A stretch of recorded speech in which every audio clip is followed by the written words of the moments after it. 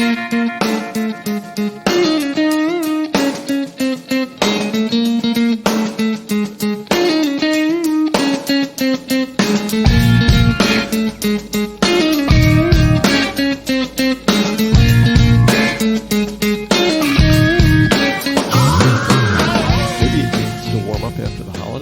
think so. Like us. I think it needs to warm up. Are you as fucking fried as I am? I'm Because completely I'm totally fried. By the way, What? those glasses, they look exactly like my glasses. Aren't they lovely? I'm copying your style. Did you get those from that the fancy hipster glasses place where you mail in your prescription and then they send you the glasses? No, it wasn't anything that romantic. It's Warby just Parker, I think they call that. I've seen those commercials and they make me want to buy glasses, but I always get my readers in a 3-pack from CVS. Oh, those are readers. Yes. Okay. Yeah, those are distancers. I don't have legitimate glasses, prescribed by an ophthalmologist or an optometrist or an optician or an obstacle course. What are they? I can't keep them straight. Hey. Hi. Do you know what? What? Before we start, I just have to do this. Okay. Happy birthday to me. It's your birthday today? It is yes, indeed. I knew. Did you see me singing? Happy birthday to you. Happy birthday to me. See, I harmonized it. Yes, that's right. It's my birthday. All right. 55 years ago 55 today, double nickels. I popped out of some woman. And I am the worst friend in the world. But we aren't, to be fair, we're not What the fuck 12-year-old is that noise? girls. Did you hear that? I did. Oh, that's like your dishwasher or something. Oh, lovely. The dishes are done. So happy Should we birthday. pause while we empty the dishwasher? No, we shouldn't do that. I mean, I should if I want to ever get to work on time. So it's your birthday. I feel like I knew that, but I completely forgot. Shorty, it's your birthday. It's the We're 3rd gonna of January. party like it's your birthday. Should We're we going to drink drink Bacardi like it's your birthday. We should. Okay. Oh, Bacardi. Got any? Party. I don't have any. No. Well, happy New Year. Happy birthday. Thanks. And it's a brand new year for the Monksterverse. And things are a-poppin'. They are? They are a-poppin'. Brain's going to pop. And we're back. Welcome to Recovery in the Middle Ages, the podcast about two middle-aged suburban dads in their pursuit of life, love, and recovery. I'm Natx. I'm Mike R. And boy, do we have a show for you. Today on RMA, it's Mike and Nat in the morning. Yeah. Good morning. Hello. I was thinking we need a jingle for that.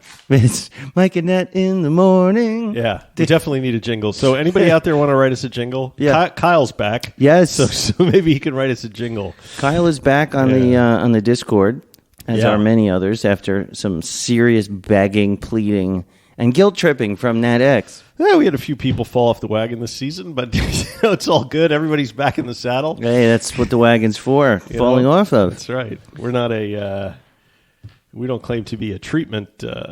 Listening to us is not going to make you sober. This is not your This treatment is not, plan. by the way, folks, What? this is not doing the work. No, this is not the work. Listening to us. This is putting up with us. Putting up with us is great. Yes. So, How was your? Well, it's your birthday. What are you planning on doing? working. So this is I haven't even opened my fucking work computer in 2 weeks. Oh, I got you cookies for your birthday. Those look suspiciously like Italian cookies from Christmas. Yeah. Suspiciously so. Yes. I sent Erin out to get me a frozen yogurt cake yesterday. I give her these quixotic quests Yes. for her to go on. Did it work? Yeah, she went out and got it. Where does one get a frozen yogurt cake at this time of year? There's a place in Plainview called White Wave or something. It's a frozen yogurt. I know all the frozen yogurt shops within because I replaced crack with frozen yogurt. Frozen, I see Frogurt or Froyo. Yeah, as they say. Froyo. I like Froyo. the idea that I can mix my own flavors. This is what 55-year-old men get excited about. Apparently, If they're not doing drugs, it's frozen yogurt. Froyo. Right. So so that's about it. I mean, I'm like we're so romantic when it comes to giving each other gifts. I send Erin a list of Amazon links in an email. This is what I want. And she just orders them. Make it so. So she ordered me. I bought a relatively inexpensive Fender acoustic electric bass. So it looks basically like an acoustic guitar. Basically, But you plug it in. Yes. See what you did there? I see what I without did knowing? there. Is there a thing? Yes. There's a thing. It needs more thing. That's awesome. You got a new guitar, a bass guitar. Yeah, so I'm going to plug that thing in. And You know those fool around guitars with that it. are like double guitars? Is that Otto? Yeah, from The it's a Simpsons? pretty decent That's Otto. good. That's Okay. very good. So I'll open that and mess around later. For Christmas, I got a. I guess we're going to do what we got for Christmas. Should we do that? I got a multi effects pedal that also has a. Are we having an earthquake? Look at my microphone; it's shaking. It's probably me because I'm shaking. Yeah, let me.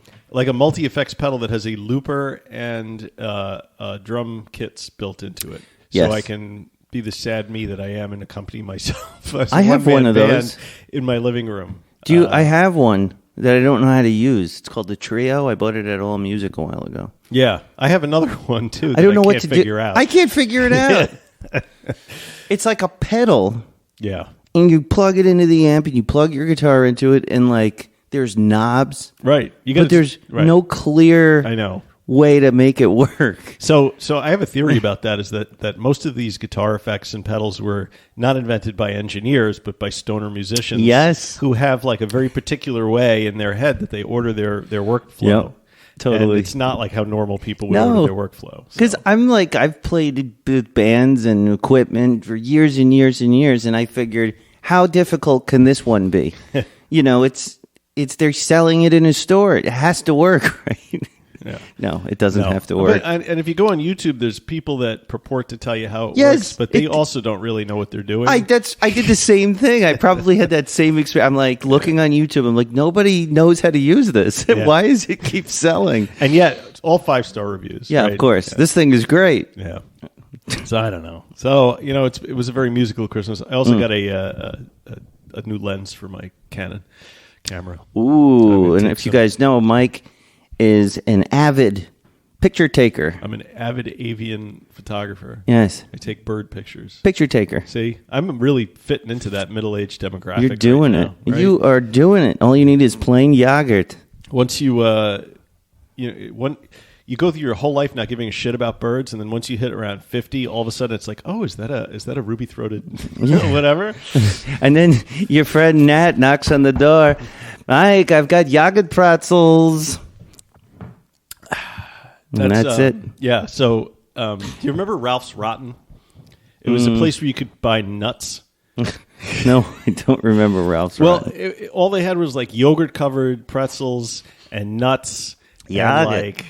and stuff to nosh on. It was like the most Long Island store that ever existed. It was Sounds called amazing. Ralph's Rotten Nuts, which is second only to Uncle Jesse's Nuts. Do you remember Uncle Jesse's Nuts? I don't remember any of these nut-based stores. Well, you didn't do your shopping at a bodega with a hand fistful of quarters No, back in the 80s, I did did you? not. Because Uncle Jesse's nuts were very popular.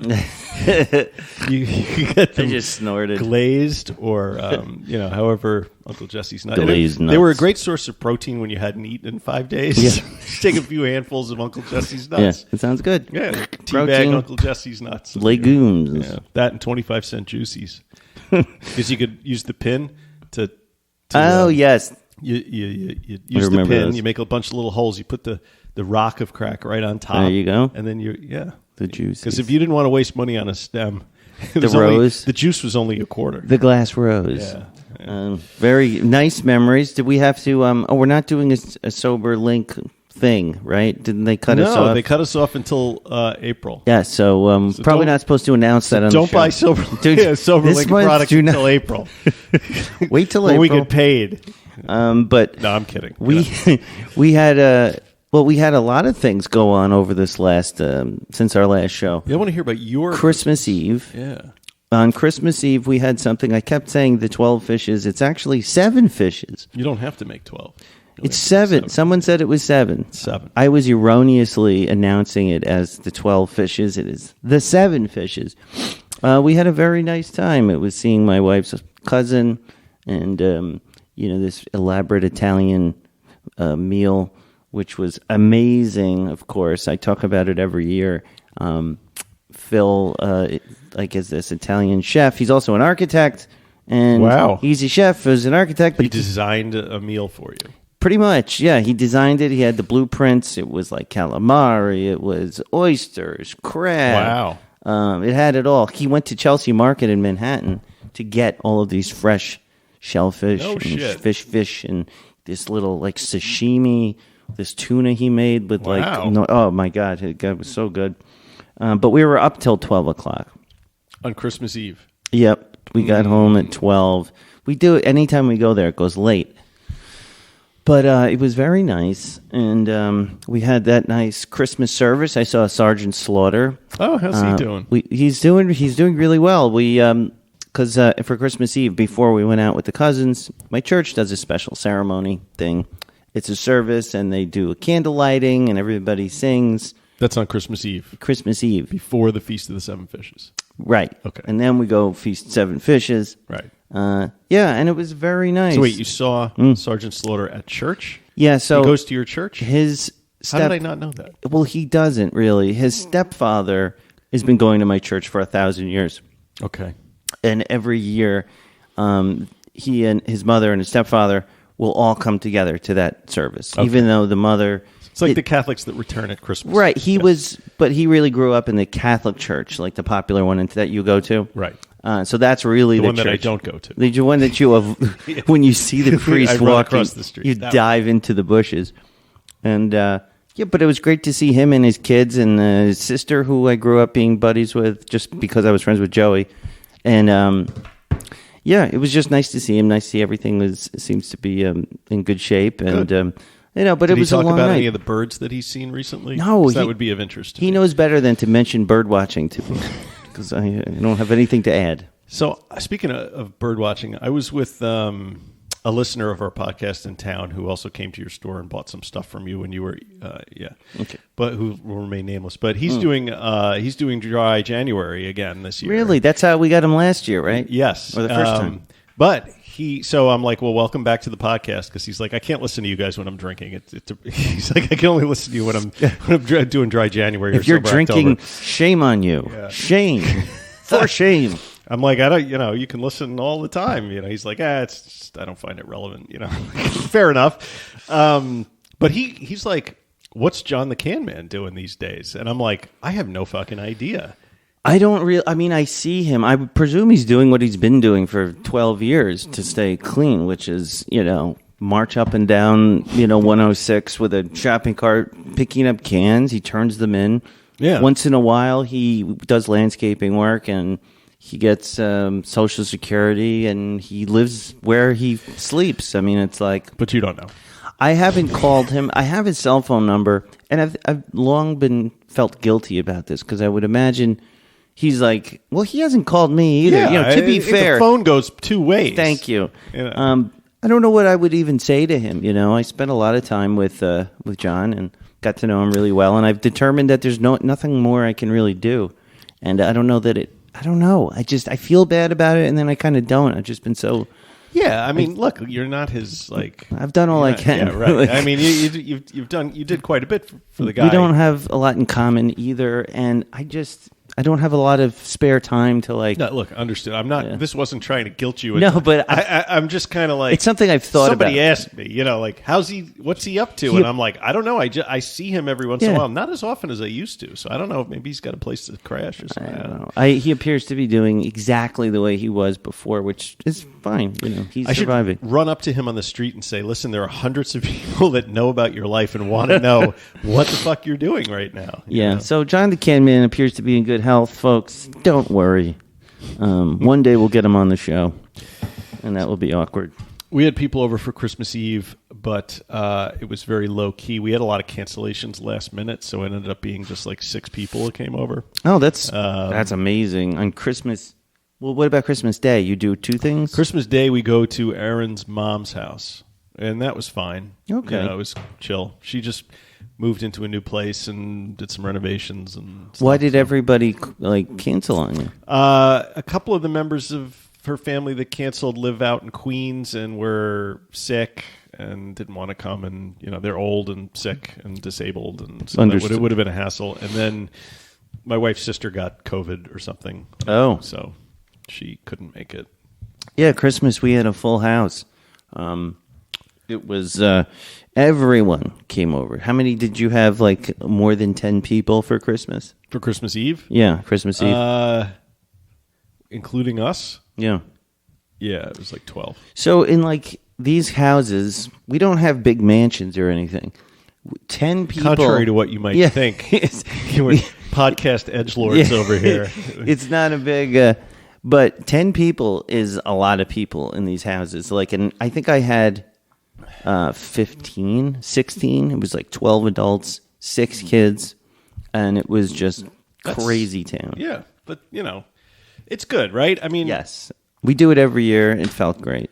There are years when I get really into it and years when I'm not into it at all. And this year I was sort of into it. Like, because my son Jack got really into Christmas this year. Oh, yeah. Festooned his room with garlands No and kidding. lights and shit. And, he goes to the Catholic school, so the only way they can express their individuality is with Christmas ties and Christmas socks because they have everything else is sort of preordained. Yes. So to speak. That's funny. So he got really into it. He made a little Christmas village in the front window and Wow. stuff. Yeah, so he, the festivity was contagious. I can usually sometimes be a bit of a Scrooge around Christmas, but not this year. I was into it, but not in a forced way because some, I think that drives a lot of people to drink is they see everybody else around them having a fucking great time with Christmas, and meanwhile they're like walking around all depressed, and it just makes it 10 times worse. It does.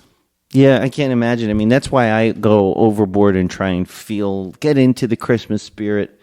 I started it's not sticking a toxically bit. positive, is it? I don't think so because I don't know. I feel like I've got a nice balance of getting into Christmas and not going too far. Yeah. I think I'm striking the right balance. Like for example, half of my Christmas lights just went out on my roof 2 weeks ago. I didn't fix it. I said, Fuck it. What? So what? I'm doing my best over here. And did you have any at your Christmas or Christmas Eve? I wanted to ask you, and everyone out there, was there what was the main debate? Like when people were disagreeing or having a debate, like is it politics? Is it gender issues? Was it like in your parties? What came up? We don't talk about that stuff. Nothing? Nothing. You guys are totally... We were pretty good. We avoid... Especially when we go to my wife's mother because her husband's like this biker Vietnam vet kind of guy, and I mean he's a real nice guy, and I can get along with anybody. I can find common ground with anybody. I consider that one of my skills.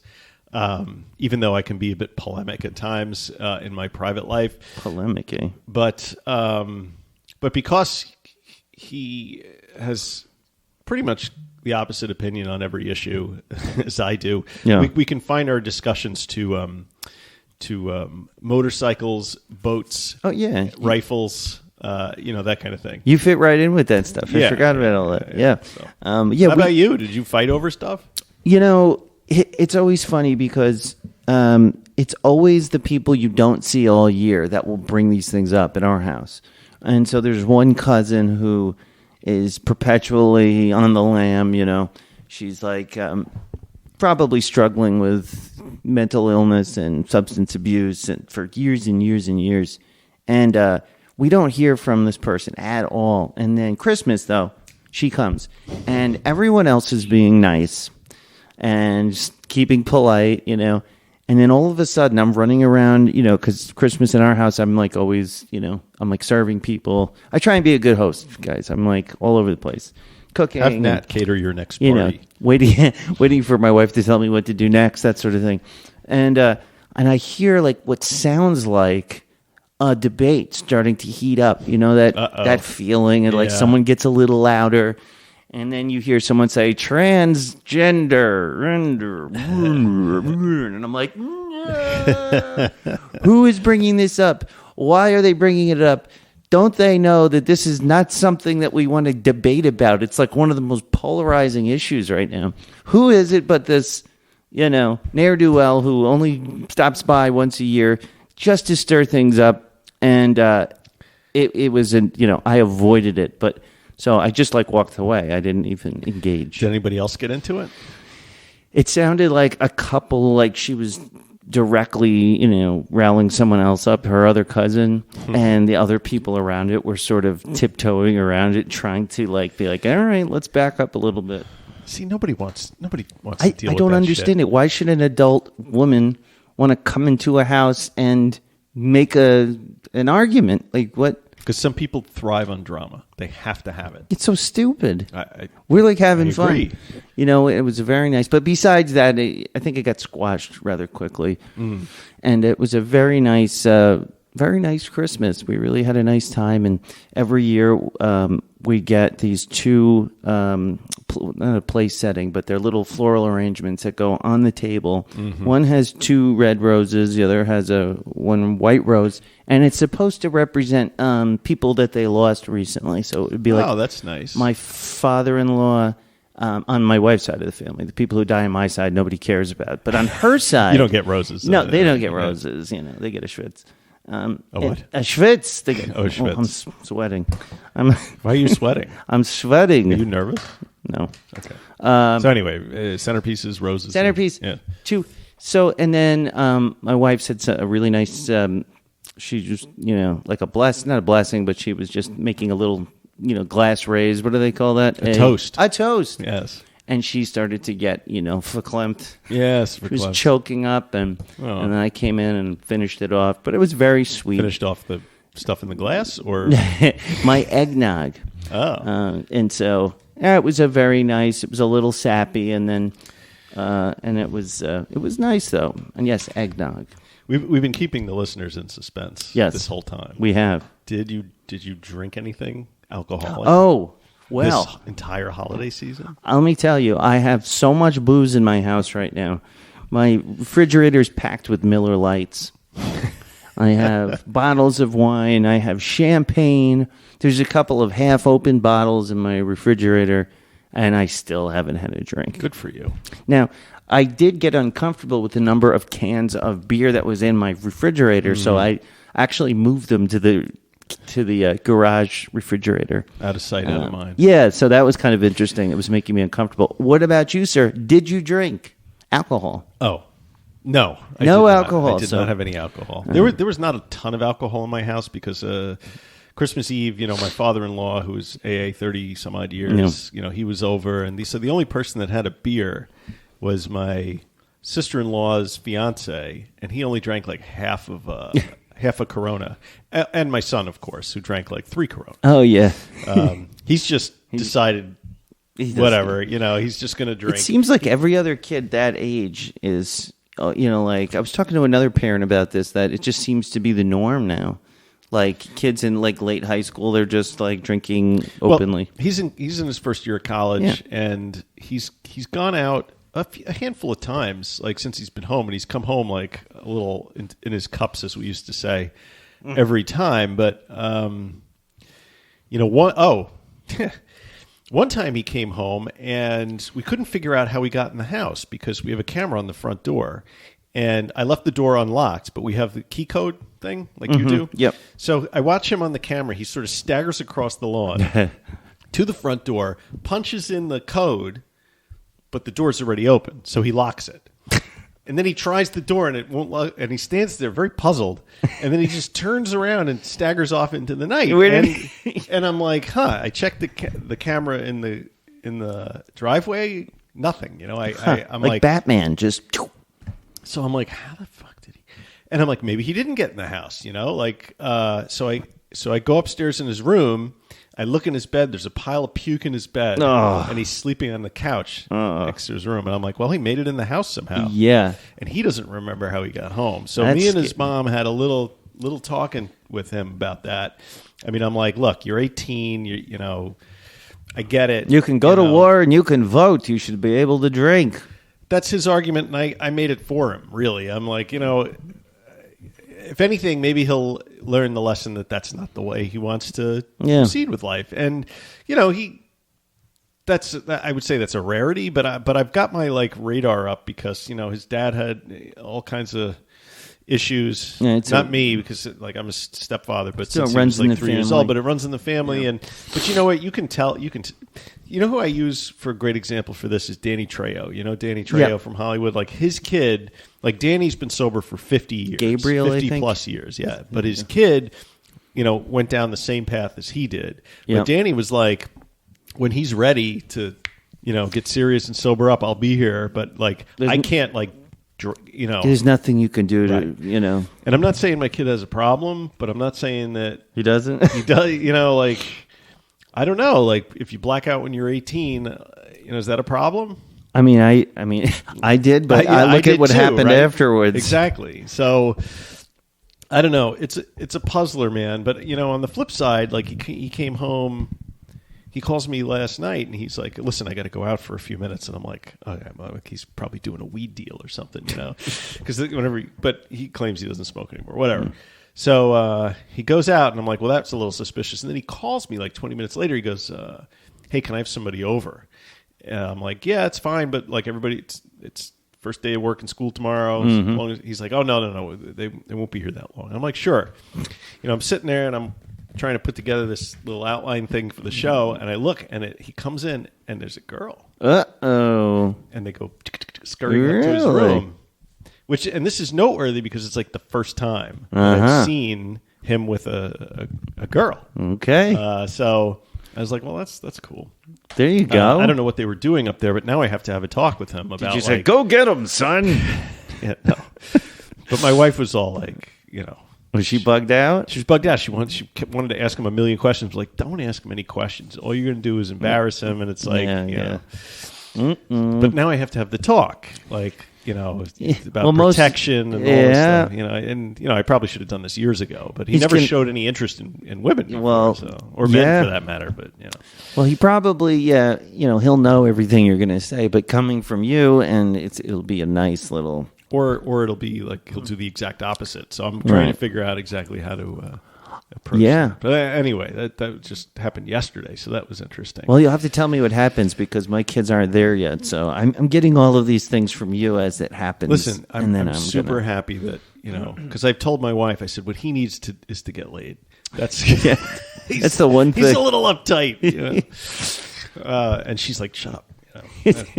How dare you? All right. Well, I've got so much I could talk about. We had the New Year. We had, Happy New Year, Happy Birthday, Happy 100th RMA show. This is number 100, the 100th episode. So, yeah, 100.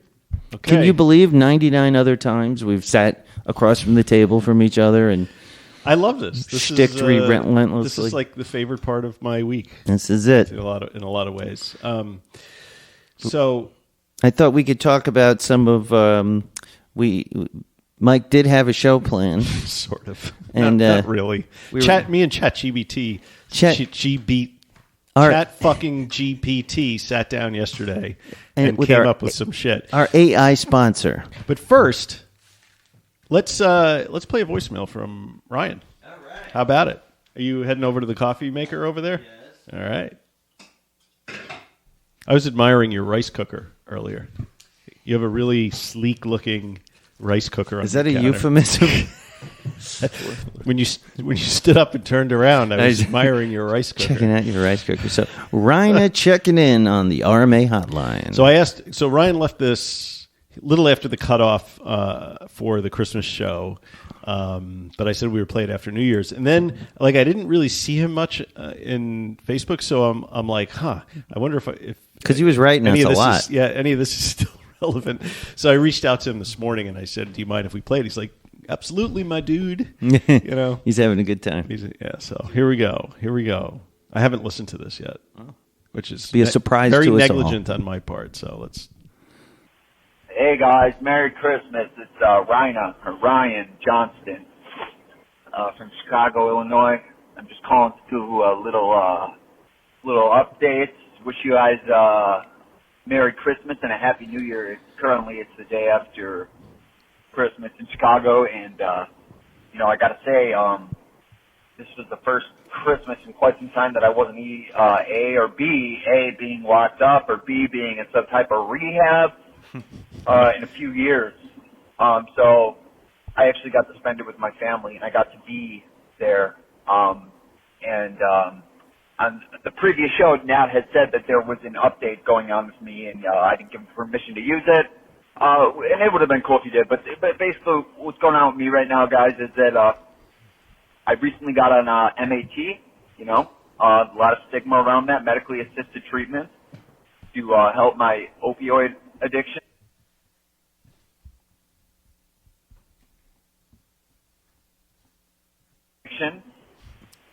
And I fought it tooth and nail for a long time, just out of pure stubbornness, not wanting to do it, thinking I was better or stronger than it. And I got to tell you guys, I've been on it for like a week and a half now, and it finally feels like I can breathe.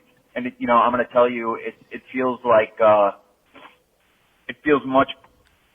I feel much better than I did before. I noticed that I have a lot more time. I have a lot more money. I have a lot more peace of mind and sanity. And while for me personally it isn't a long-term answer, it is definitely very helpful right now. And it's going to give me enough time to get my affairs in order, get my finances in order, and most importantly, get my sanity in order. Sometimes in the last 2 weeks, I forget that I'm on it. And when I wake up, I have this just tremendous relief that I don't have to go out and do crazy shit to use all day. Yeah, right. So at the very least, man, it's, you know, it's stabilizing my criminal behaviors. It's stabilizing just my life in general, and it's making it so that I can have just a little bit of peace right now. And, you know, I'm not going to say Nat is the reason I got on it, but, you know, he had glowing reviews of what he did and how well it worked for him. And I kept thinking about that, and I'm like, you know what, man, fuck it. Nothing else is working. I'm going to give this a try. And as of right now, I do have a lot more peace of mind, man. I feel a lot more happy. I feel a lot more sane. Again, like I said, I feel like that's the most important. I just feel like I can fucking breathe, man. Yeah. You know, I was getting suicidal. And there's going to be a point in time where I'm going to want to get off this shit, you know, but I'm not going to rush it. And I'm not going to make it something I have to do right now. I'm just going to enjoy the peace I'm living in and trying to get my fucking life in order. And when it's time to come off, you know, I'll do what I have to do to get off. But right now, things are a lot better. That's great. I mean, like, the logic of this is going so great, I have to come off this. Like, yeah. It's really going well, and I'm so glad that you're doing well with it. I know that, you know, there's been a few days from here to there. There was New Year's Eve, so I don't know, you know, like how he's feeling today. But, you know, that's exactly why I talk about it the way I do, because I remember those same feelings. Like, oh, you can breathe, you can like focus on your life, and you're not running to get your next hit. It's like, yeah, you're not constantly obsessed with cravings, yeah. And, you know, you're expending all of your mental energy not doing that thing, yeah. When you really need to be doing other things. I mean, it's very similar to the medically assisted treatment that's available for alcohol use disorder through the Sinclair method, you know, and because, I mean, there's a reason why the success rate of the Sinclair method approach is 80% and the success rate of 12-step programs approach is 20%. You know, and I think that's because 20%. Well, I think I was being generous. Yeah. Yeah. It was closer to 5, but you know, so that's so great. It's great to hear from you. He's got more though. He has more. Yeah, because he got cut off. And then he's like, next time. Okay. Hey, sorry guys, I got cut off again. I feel like I'm the only asshole who ever runs into 2 voicemails. My bad. Sorry, I didn't mean to hog the whole damn show. Anyways, I was wrapping it up. We appreciate the content because it's all about the content. Keep it going. Keep going. Keep talking. Anyway, man, the point is that so far so good. This is working, you know, and it's not just one of those things where I go to the doctor, get the medication, that's it, I'm done. I'm allowing this time, it's almost like a reprieve, man, to get my shit together where I can go and see a therapist. I can go now, and I have the time to work on my mental health. That's right. I'm going to more 12-step, even though it's not necessarily my favorite thing. You know, I do believe heavily in the community aspect of it, though, you know. Yeah, sure. But Why not? before, man, it was only 2 options for me, man. It was rehab or death, or, God, man, I guess 3 jail. You know, that's where I was headed, man.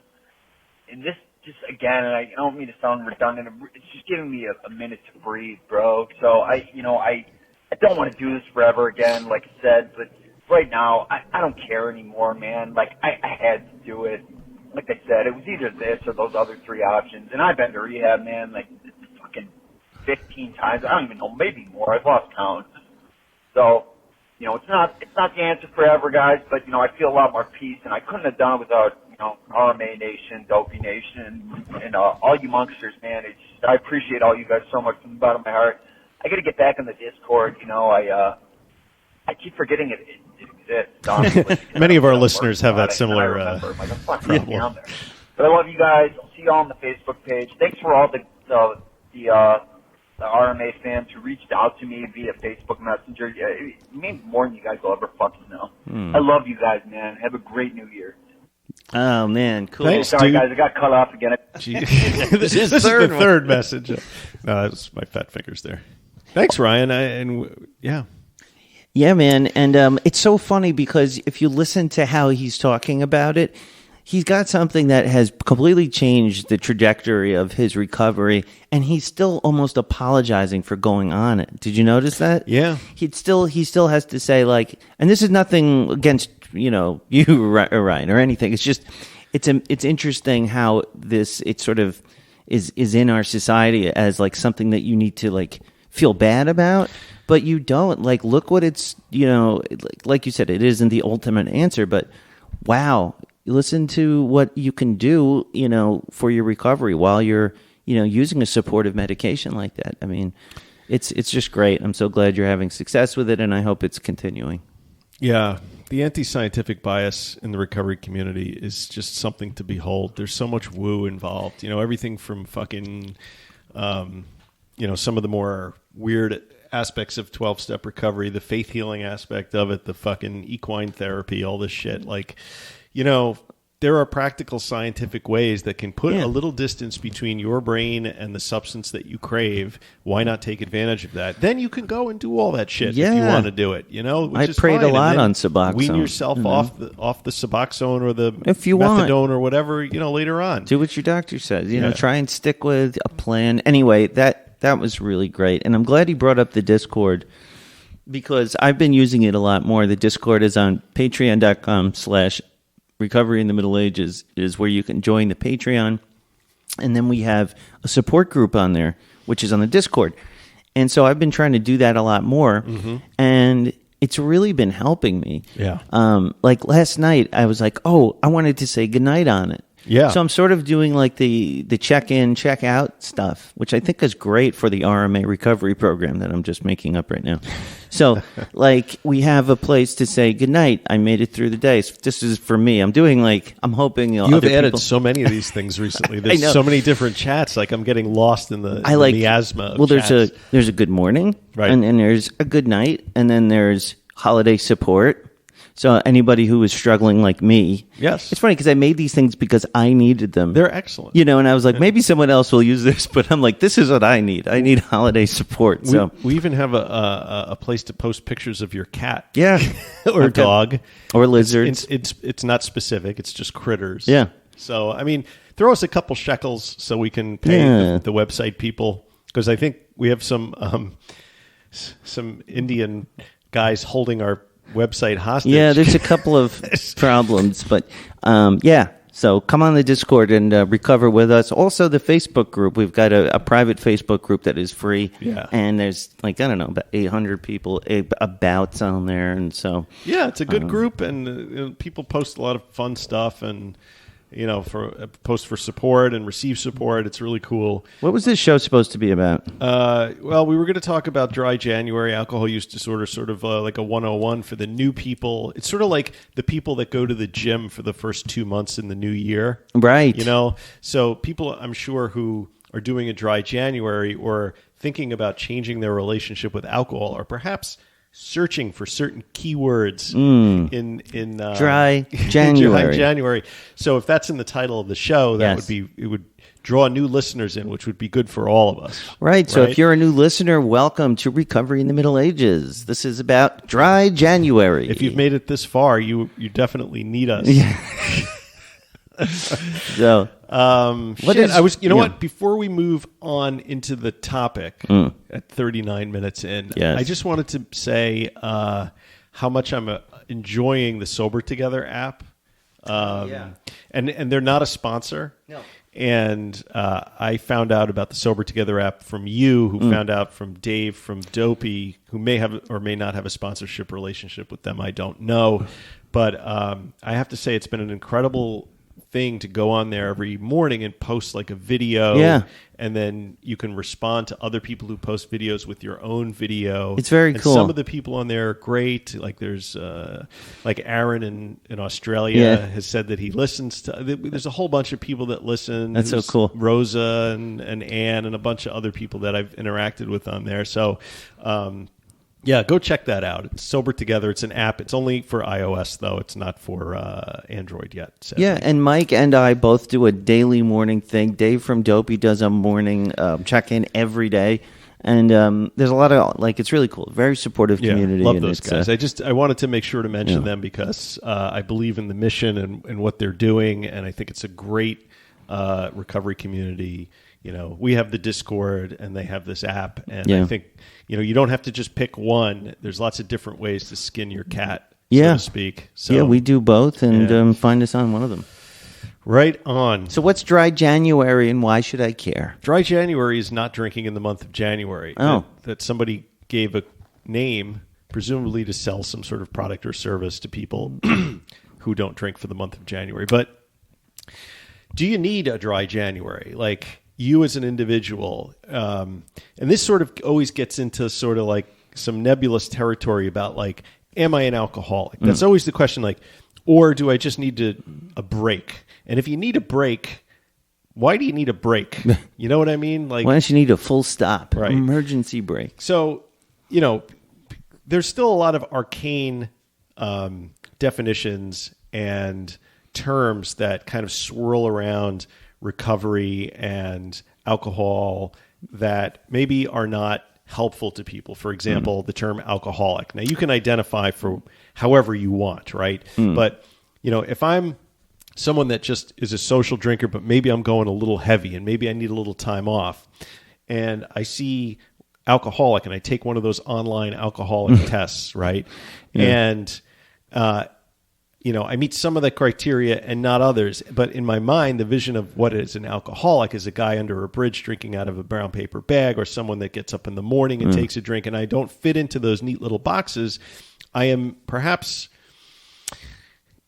can talk myself into thinking that maybe there's no problem that needs to be addressed and I can just keep carrying on the way I have been. But in fact, the term alcoholic has fallen out of use in the clinical setting, and it's been replaced in the Diagnostic and Statistical Manual, DSM. the DSM, the latest version, by something called alcohol use disorder, which is a medical condition that's characterized by a strong craving for alcohol, difficulty controlling your alcohol intake, and continued use of alcohol despite negative consequences. Now, that sort of broadens the definition of who maybe is suffering from alcohol use disorder, which is appropriate because it's a spectrum disorder. That means it can range in severity from mild on the one end to severe on the other, and individuals can experience different symptoms and levels of impairment depending on where they fall on the spectrum. I like that one much better than just alcoholic. Right. I think alcoholic has become a term of power in the community, the same way junkie and NA, and for addicts, they like to say, I'm an alcoholic, and it's not like some negative admission. It's like it's become an empowering identifier, but when it's used as a weapon, you know, that's when it gets dicey. So alcohol use disorder or substance use disorder. Yeah. I think, that makes a lot more sense. It's more accurate, I think, that it's a spectrum.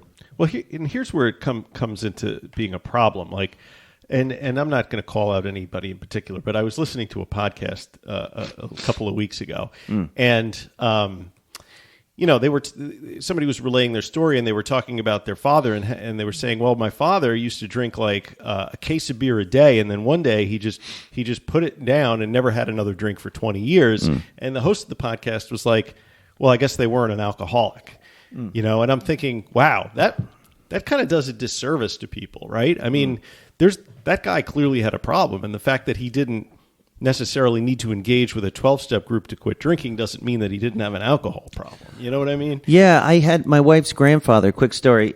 He drank constantly. He would drink 24 cans of whatever beer a day. The guy was in his 90s. Jesus. But every year for Lent, he wouldn't drink for 40 days. Yeah. Wow. Was he an alcoholic? You sure? Well, see, there you go again. Yeah. Or does it Because matter? Then you go back to that term. Right. Did he have alcohol use disorder? It Definitely. sure sounds like Absolutely. it. The guy was drunk 24/7, except for 40 days. Interesting. Right. For his whole life, too, up until he was 90. He passed away at 95. I'm sure the first few days of Lent were a little rough. My answer when my wife tells me that, I say, I don't think he was telling you the truth. He probably did have a drink here and there because During Lent? He must have, because your body would Is 24 beers like enough for you to go into the physical withdrawal? Yeah, if you do it every day, sure. I'll tell you, I think that if you binge drink on the weekends, like I used to, like on Monday, I was withdrawing from alcohol every week, and I'd be an asshole, and I would feel like shit, and I would sweat, and it wasn't a hangover because the last time I drank was like maybe 2 days before, but I was going through withdrawal every single week.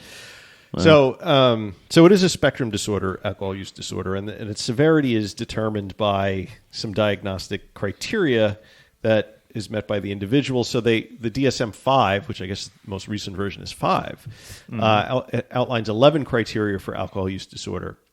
And if, I'm not going to read them all out because, number one, ChatGPT didn't give them to me. Number two,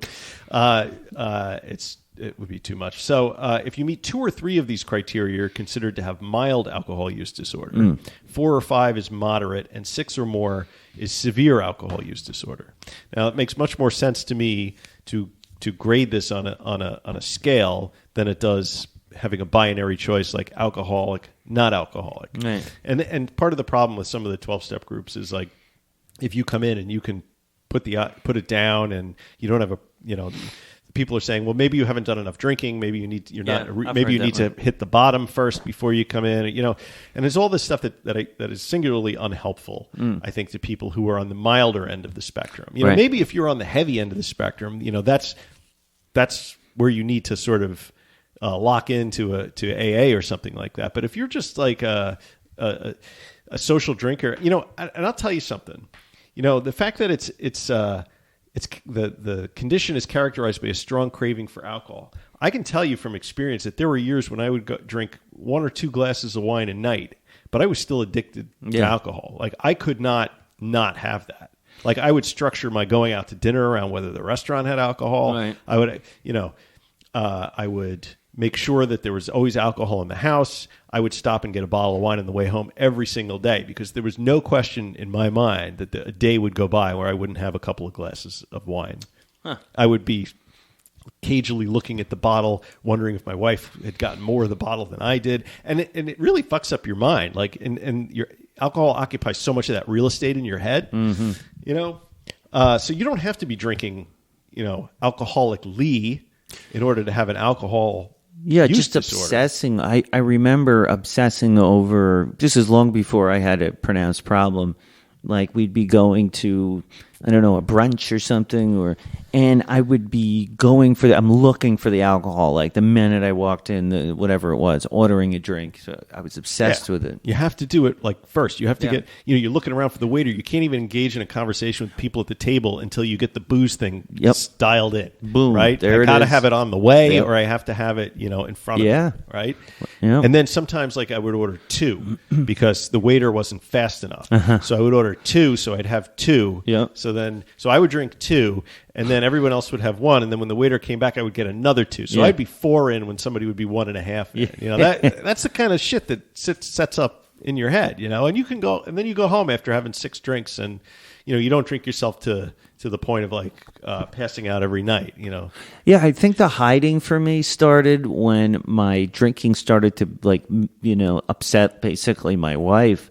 And she would start to be like, "You're drinking too much." This is like long before it was a serious problem. It was kind of like, okay, now it's starting to get a little much. Right. But instead of me taking that cue and like backing off, I'm like, "Fuck this! I'm just gonna hide, bottle of vodka over here." And that's when the hiding began. Yeah. Which is the beginning of really problematic drinking that just like escalates, I think. Yeah, hiding is not good. Yeah. Yeah. I would argue that drinking during brunch is probably not, like in the morning is not good. Yeah, it wasn't good for me. I mean, I loved it, but I loved a nice Bloody Mary. Yeah. But then what do you do with the rest of your day? When you just chill. You just keep going? Well, I'm trying to think, because back then, I didn't have a lot going on. Like, I didn't have kids. Yeah, right. You right. know, It's totally different. If I wanted to, you know, kick back and, so what? My girlfriend's mad at me. I'll live with it. I just put my feet up and... right. Spend the day on the couch watching TV. Yeah. Made it real easy. Yeah. Yep. But not today.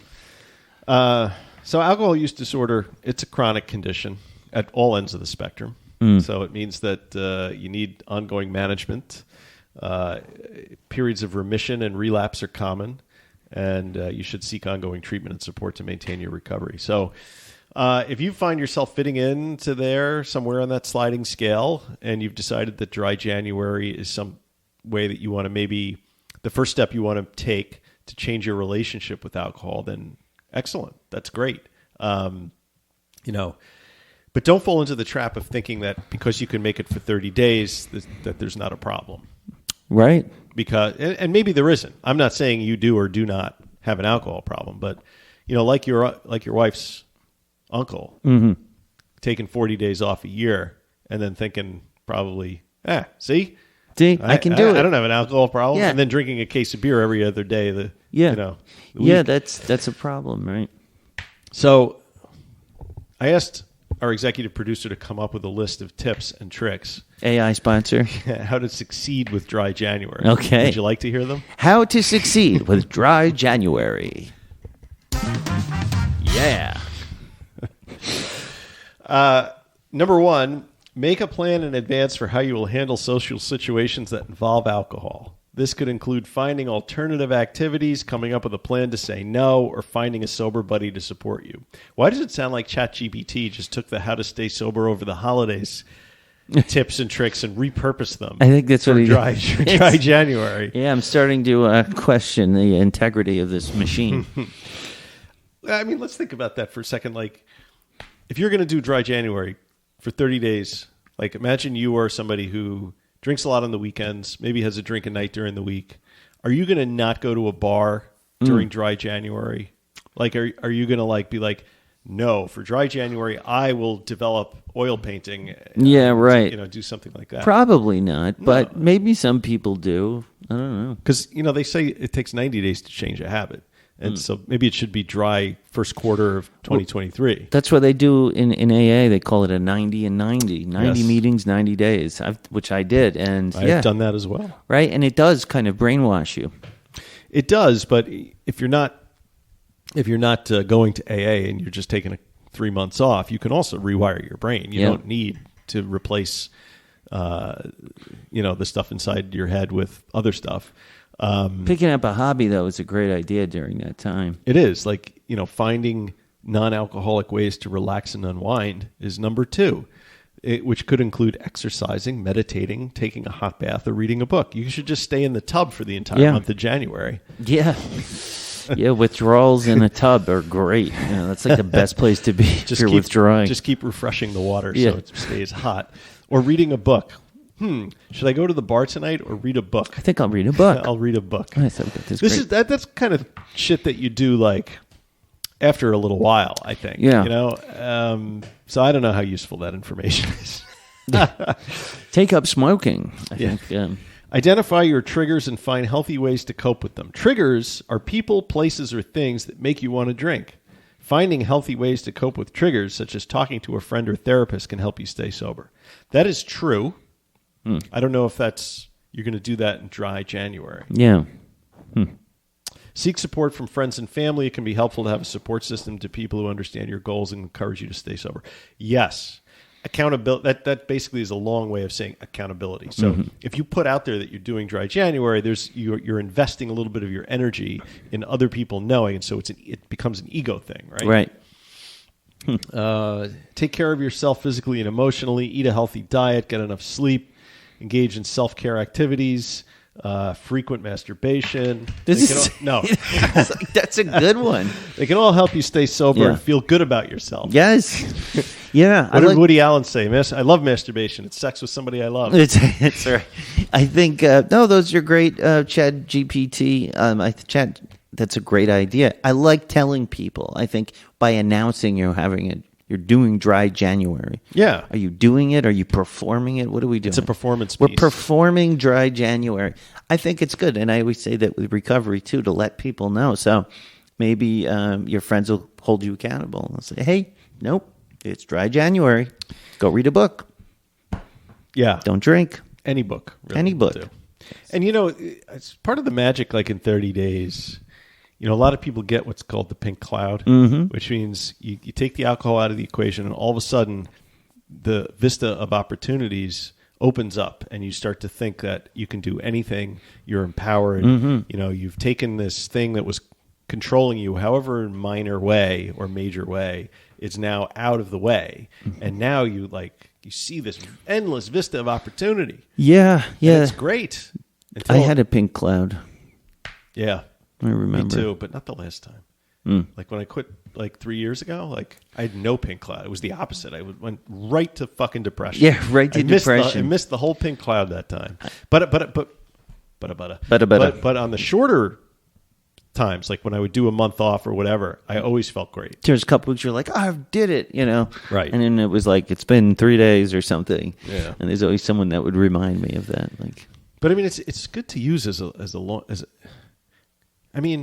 I guess there are people that do dry January just to do a month off to give the body a reset. But a lot of people who do it are they're questioning their relationship with booze. Yeah. Right? I would say so. If you're like, maybe I should try this, or here's a great opportunity, if you're not feeling good, or if you're out there and you came back if you had a New Year's Day where you really regretted what you did the night before, it's a good time. It's like if many of you are listening to us right now who were just searching for something for dry January, or am I an alcoholic? You have to ask yourself, how do you feel? Are you, happy with what you're doing to your body? Like, do you feel like you're making good decisions? And so this is a good chance, January, to step back, put the booze down, because it is a mind-altering substance. So get your clear head and really take a look at what's going on with you, and don't lie to yourself. If you should be honest to anyone in this world, it's yourself. Be honest. And celebrate your accomplishments. Each day that you stay sober, it's a small victory.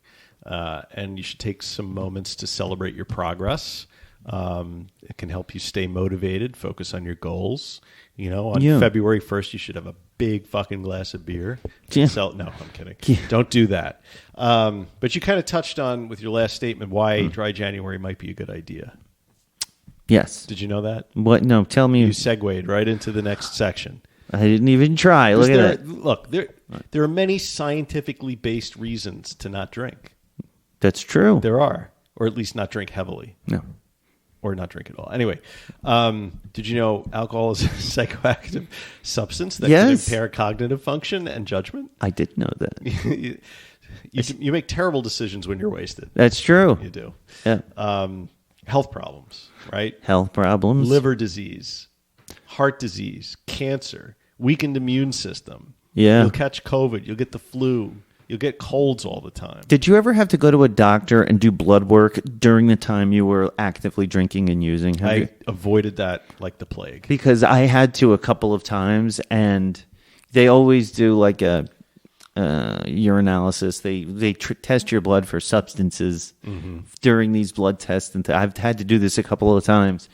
And some of the looks I got from the doctor walking in with the results, like, what are you doing? Like, all of the things I tested positive for, plus my blood pressure, plus, that was scary. And a couple of times my liver values were like way, and the doctor's like, if you keep drinking, you're going to die, type of thing. Really? Yeah. I had, my liver values were like way out of whack. Luckily, it was only because I was actively drinking a lot.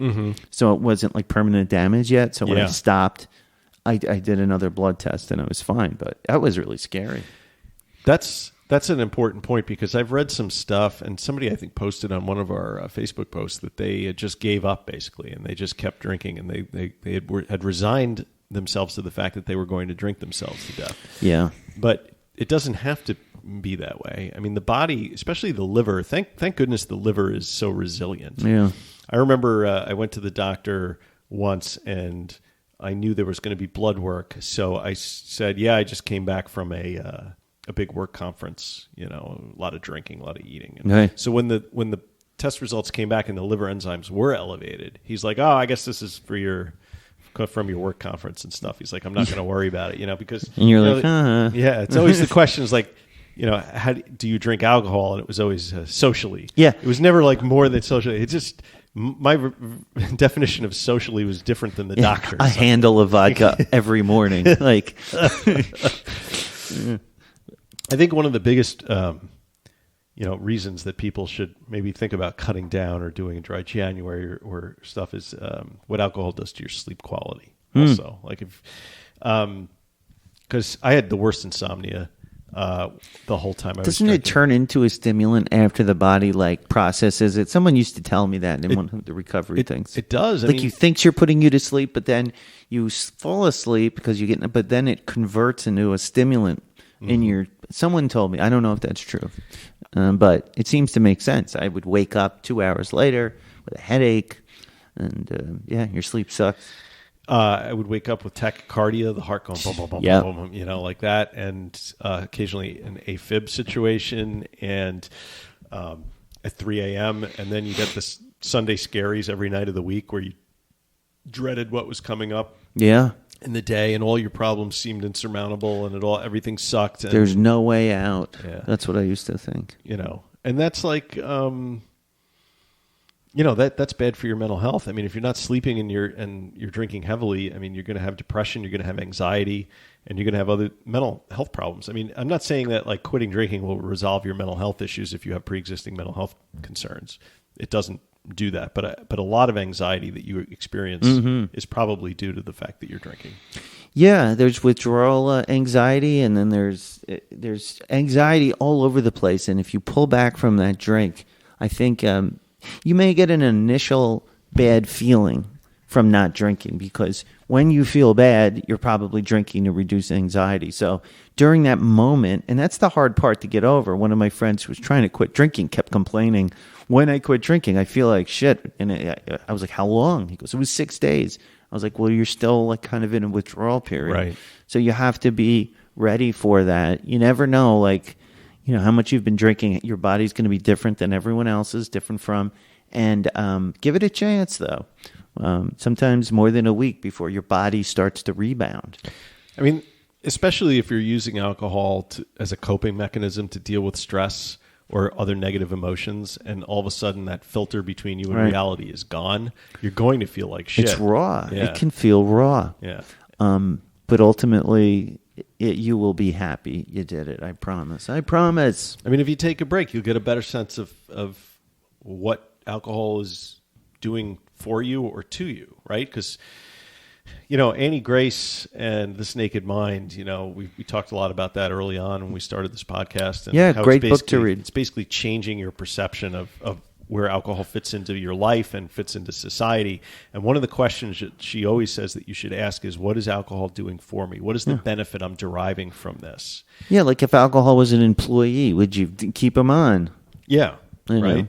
And you need to look really closely at this, because if you're drinking to reduce anxiety, does it work? Yeah. I mean, you ask yourself if it really works, because maybe it works for like a few minutes or an hour or two. But Beyond the buzz, does it work? Yeah, Beyond the Buzz. Yeah. Wow, that's Should trademark that. buy Beyond that the website Buzz. right now.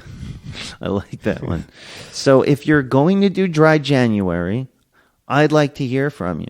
Write to Mike R. at middleagesrecovery.com. Join the Facebook group and post about your dry January. I mean, has anybody written to us that they're doing it, or is anybody No. on the Facebook? So we want to know.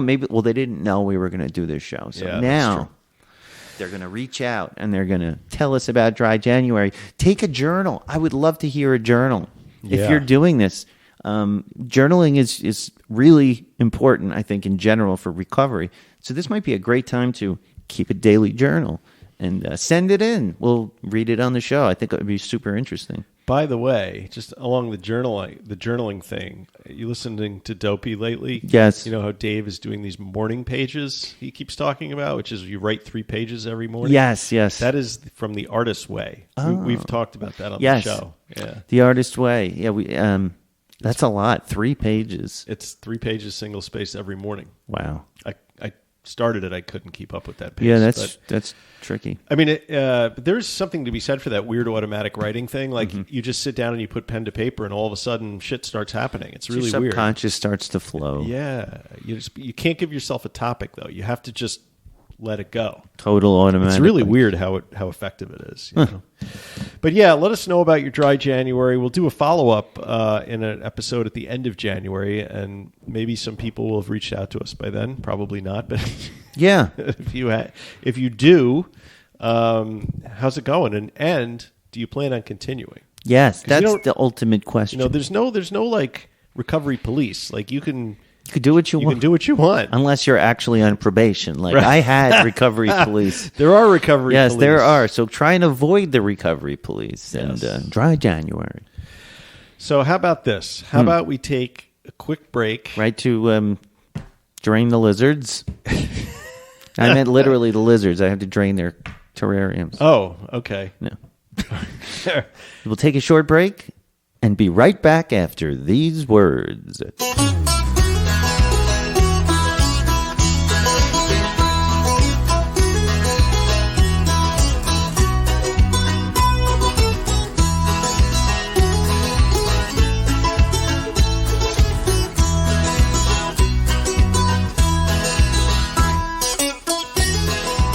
And we're back. And we're back. So dry January. Dry January. Yeah, do it. Don't do it. I don't give a fuck. Nobody cares. Whatever. Seriously, you should do it. You should do it. Why not? I'm going to say, all of you out there listening, I want you to do dry January. If you're a drinker and you're having trouble, stop drinking for January. Yeah. Only if you're a moderately heavy drinker, because it couldn't be dangerous. I think if you're drinking a handle of vodka every morning, go to a hospital. Do dry January and detox. Or yeah, there are some people whose drinking is so prodigious that you need to go to a hospital. But most of us just take the month off. Tell us how you're doing. Right. And when we're both getting major anxiety going back to work, so I think we're gonna do. We're doing this. When? You and I have continued the Christmas vacation for like an hour and a half this I know. morning. We're so we putting could it do up. this show.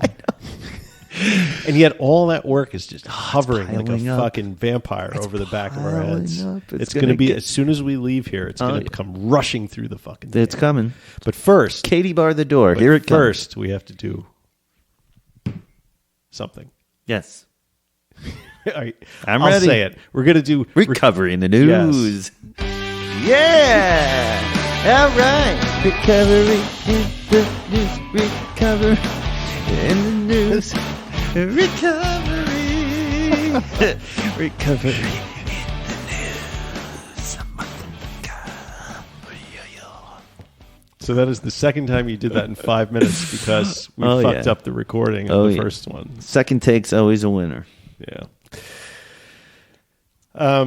As one would imagine, the Google notification I get on the term alcoholism right after the new year It's a good one. is good. It's usually chock-a-block full of stories on dry January and hangovers, and I felt that instead of fighting it, I would just go with it. So today's story comes from the healthsite.com in the diseases and conditions section, and the title of this, it's a breaking news story, really. The title of this article is Hangovers, Acute Withdrawal Can Be the Reason Behind Uneasiness. It's a good... Starting with a boom and ending with a whimper, most New Year's nights start this way and end with us holding our heads the next morning. By the way, totally normalized, right? Yeah. That you get absolutely fucking crooked on New Year's Eve and the next day you feel like shit. Yeah. It's okay. Just like everyone else. You got wrecked. Right.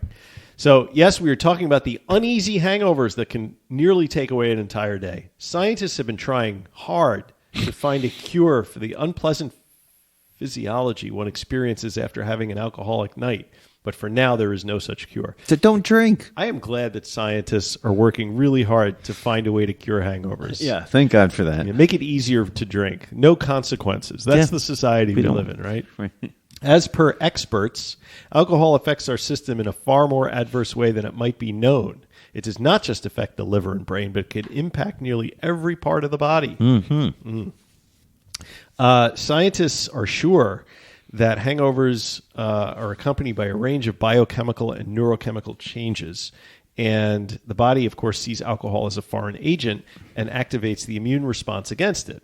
Other studies show that the metabolism of alcohol can result in products that might further cause uneasiness. Products? I guess byproducts. Byproducts, right. So what happens during a hangover? You feel like shit. Oh, you get dehydrated. Isn't it a lot of dehydration? Yeah, but that doesn't, that doesn't account for like the Sunday scaries or like the feeling like of anxiety and all that stuff. It's not dehydration. So the Sunday scaries. So scientists are finally understanding that alcohol has a huge effect on neurotransmitters. That initiates the release of GABA, which is gamma aminobutyric acid, which dampens the neuron networking in the central nervous system. As one continues to drink more, feel-good neurotransmitters like dopamine are released, and this makes us drink more. And with increasing alcohol in the system, the function of the excitatory neurotransmitter like glutamate is reduced, which plays an important role in memory formation, which is why you forget. That's what I was going to say. Decades of, like... I was thinking about this like a couple days ago. The built-in forgetter, yeah. How many hours, hundreds of hours did I spend sitting on bar stools talking to people? And how much I remember do you none of it. It's so none of it. true. It's like years gone in this vacuum. Yeah. That's a good point, because I've done the same thing. Hours and hours at these bars with strangers, having the world's most interesting conversation. Yeah, that I can't remember. No recollection. Yeah, I might remember it the next day. I have like a couple of flashbacks, but no context. I know. It's sad. So metabolism of alcohol the next day is also associated with the release of some unpleasant chemicals such as acetaldehyde. Acetaldehyde. Yeah. The buildup of which can initiate an immune reaction, and the person might experience physical symptoms such as nausea and bloating. Also, obviously, affects the stomach liner, facilitates an acidic environment, and it also suppresses the release of vasopressin, which is a hormone that directs kidneys to retain fluid, so you may experience a frequent urge to urinate and may feel dehydrated. Also, a loss of body salts, and dehydration can result in the person experiencing heaviness in the head. Wow, they really went out on a limb with this article to crystallize the latest scientific the head stuff. Heaviness, that's a new discovery. So the symptoms are worse when all the alcohol in the body has been fully metabolized. So I guess as the system rectifies the imbalance and the excitatory chemical glutamate comes into play again, it results in a sudden spurt of anxiety. Basically, alcohol withdrawal causes anxiety.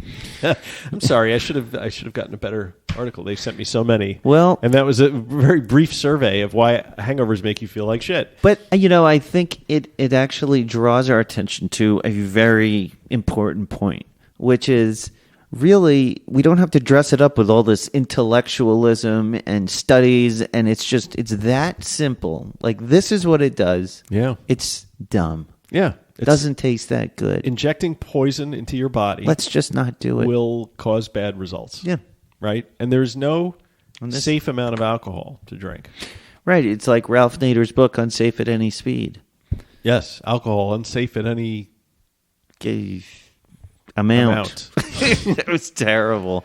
All right, we're tired. Yeah, I'm so sorry. And now we have to go to work. So yes, and thank you for listening. Happy New Year. That was Recovery in the News. Yeah, wait. Yeah. It's the 100th episode. Yay. Yay. I want to know what happened to the fucking Week in Weird, and I'm not the only one. Week in Weird. We don't have one, though. I don't have one. I will bring back Week in Weird on episode 101. Okay. Stay tuned. I've got a Week in Weird planned. You do? Just right now, I've planned it. Got it in my head. It's happening. All right. And we will get there, but thank you guys so much for listening. 100 episodes. Well over 150 hours of us babbling. Thank you so much. If you've listened to every episode, you know how much we appreciate you, because we can't even believe we're still doing this, but we love it and we love you. Yes. And having said all of that, thank you so much for listening. I don't have my special little outline that I read at the end.